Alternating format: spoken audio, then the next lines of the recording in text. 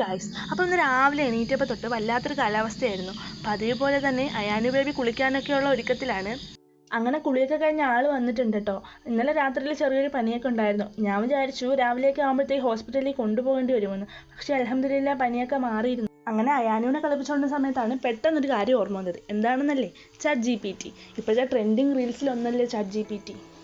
അങ്ങനെ ഞാനൊന്ന് കയറി നോക്കിയായിരുന്നു കേട്ടോ. അയാനുവിന് 20 വയസ്സാകുമ്പോൾ എങ്ങനെ ഉണ്ടാകുമെന്ന് അറിയാൻ എനിക്കൊരു ത്വര. അങ്ങനെ കയറി നോക്കിയപ്പോൾ കിട്ടിയ ഇമേജ് ഇതാണേ.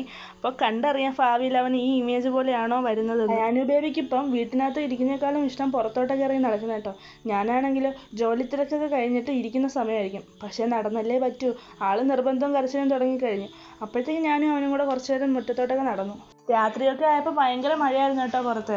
ഈ സമയം അയാനു ബേബി ഇവിടെ കിടന്ന് കളിക്കുകയാണ്. കുറച്ച് നേരത്തേക്കേ ഉള്ളൂ കേട്ടോ ഈ കളിയും ചിരിയൊക്കെ. അത് കഴിഞ്ഞാൽ ഒരു നിർബന്ധവും കരച്ചിലും പതിവ് കേട്ടോ, ഉറങ്ങാനേ. അങ്ങനെ കളിയും ചിരിയും ബഹളമൊക്കെ കഴിഞ്ഞിട്ട് ആൾ ഉറങ്ങിയിട്ടുണ്ട് കേട്ടോ. അപ്പം ഇന്നത്തെ ഈ കുഞ്ഞു വീഡിയോ ഇത്രയേ ഉള്ളൂ കേട്ടോ. അപ്പം ഇഷ്ടപ്പെട്ട ലൈക്ക്, ഷെയർ, സബ്സ്ക്രൈബ്. അപ്പം ഇന്നത്തേക്ക് ഇത്രയേ ഉള്ളൂ. Love and by.